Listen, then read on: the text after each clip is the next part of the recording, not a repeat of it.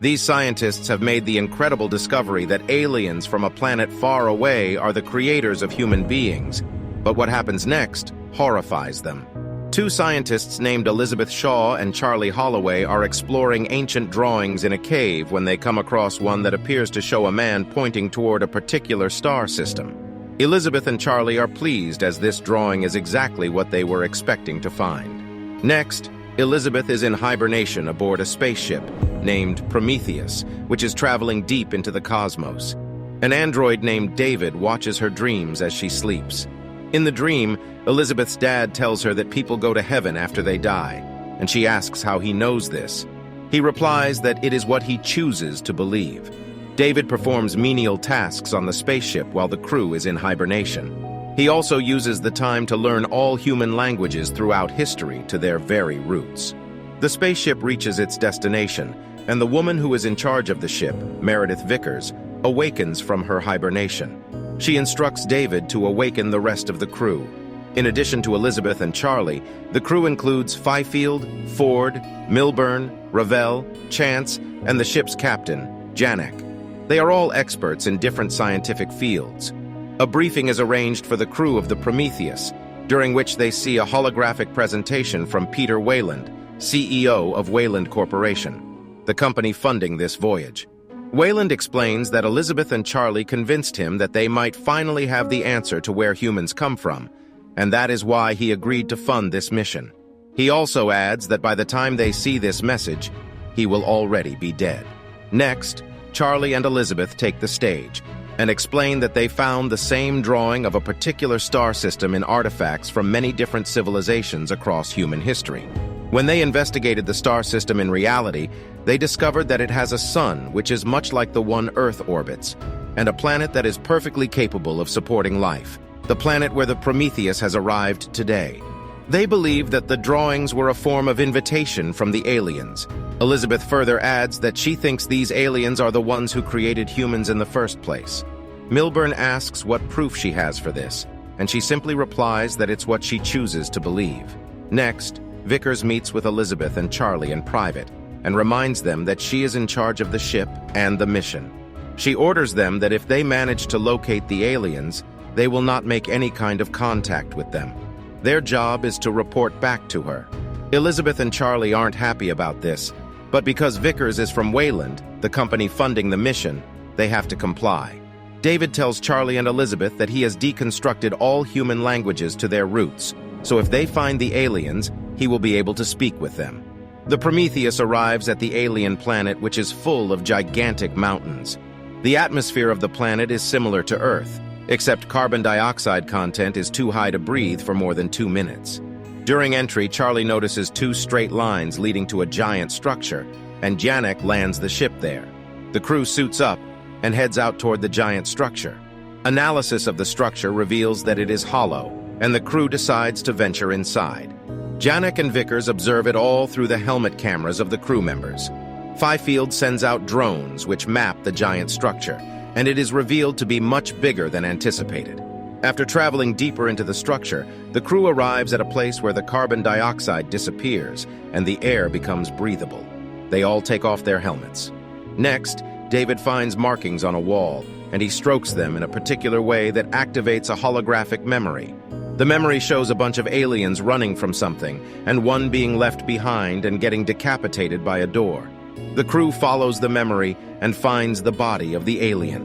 Fifield and Milburn freak out and decide to go back to the ship. David, who can read the markings on the walls and doors, opens the door. Behind the door lies the head of the alien, in a room full of hundreds of vases, which have a strange black liquid coming out of them. Janek informs the crew that a massive storm of silica is headed their way, and they need to return to the ship immediately. Elizabeth and Ford quickly bag the alien head to study it back at the ship. David secretly bags one of the vases. As they are near the ship, Elizabeth accidentally drops the alien head and almost kills herself trying to retrieve it, before getting rescued by David. Janek informs them that Milburn and Fifield still haven't returned, and it is revealed that the two got lost in the structure on their way out. Janek tells them to sit tight until the storm blows over. Ford, Elizabeth, and David examine the alien head while Vickers and Charlie look on. Ford realizes that the head is actually wearing a helmet, and when they remove the helmet, a very human-looking face emerges from inside. Elizabeth notices some strange cells forming on the head. They send electrical shocks into the brain to trick the head into thinking it's still alive, but as they do, the cells on the head develop rapidly, and black pus starts oozing out of everywhere. The head explodes. Next, David speaks to someone secretly, and Vickers demands to know what he said. Afterward, David examines the vase he's smuggled on board and finds a curious black liquid in it. He secretly adds a drop of the black liquid in a drink that he offers to Charlie, who chugs it. Meanwhile, Elizabeth analyzes the DNA of the alien head and finds that it perfectly matches human DNA. She is shocked that the creators of humans on Earth are just humans from elsewhere in the universe. The aliens are mankind's ancestors. She wonders what killed them here. Milburn and Fifield come across a whole pile of alien dead bodies deep in the structure, which worries them. Janek notices that one of Fifield's drones is picking up readings of something that's alive. However, the signal then disappears, and Janek assumes it was a glitch in the drone. Charlie and Elizabeth discuss the origins of life, and the conversation comes around to the fact that Elizabeth can't have babies. Elizabeth becomes emotional, and Charlie comforts her, which leads to the two making love. Milburn and Fifield return to the room with the vases and notice that all the vases are oozing a black liquid. Suddenly, strange, snake-like creatures start emerging from the liquid. Milburn overestimates his expertise as a biologist and approaches the creature, which turns out to be poisonous and deadly. The poison from the creature melts Fifield's helmet and face, and the creature enters Milburn's mouth. The next morning, Charlie wakes up feeling unwell and notices something strange going on in his eyes. Janek says that he can't make radio contact with Fifield and Milburn, so they have to go in on foot to find them. Meanwhile, David secretly goes to check up on the life form that the drone was picking up earlier. He finds a special room that appears to be the headquarters of the aliens. The crew finds the body of Milburn, and the snake-like creature comes out of it. At the same time, Charlie starts getting very sick. They decide to take Charlie back to the ship, while Elizabeth tells Vickers to prepare the med bay. Meanwhile, David activates the holographic memories of the headquarters and learns that before being annihilated, the aliens were setting out for Earth. Next, he notices that one of the aliens is alive in a hibernation pod. Charlie and the crew reach the ship, but Vickers says that she will not allow a sick Charlie to board, because it would put the entire crew at risk.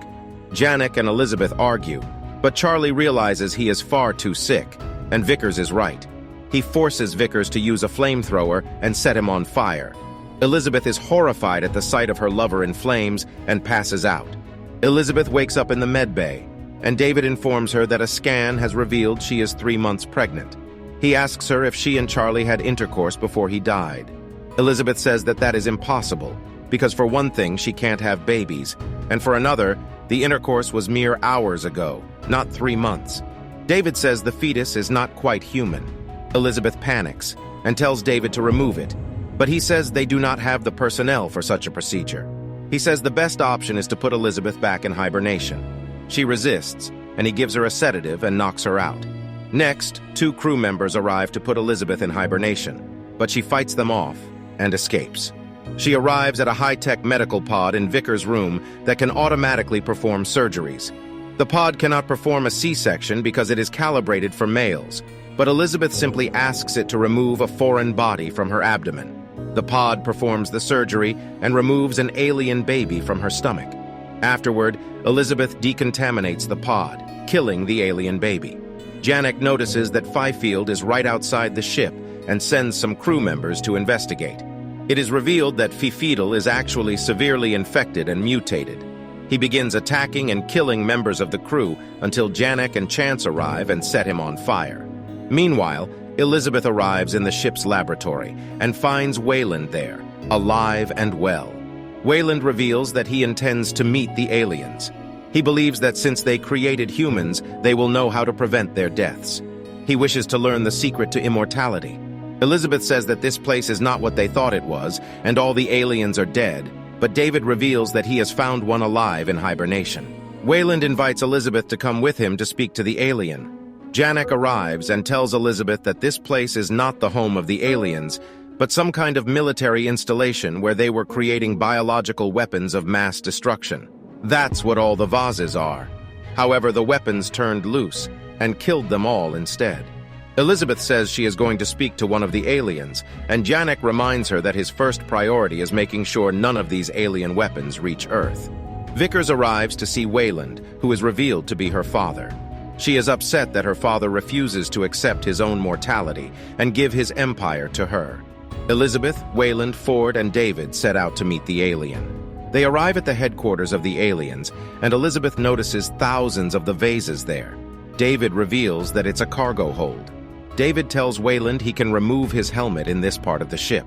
Elizabeth says they shouldn't do that because they still don't know how Charlie got infected. David says he's sure the infection isn't airborne. Elizabeth is suspicious of how David can be so sure.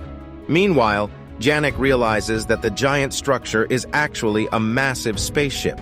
David reveals that before all the aliens died, they were setting a course for Earth. Elizabeth puts two and two together and realizes that the aliens were planning to deploy the biological weapons on Earth.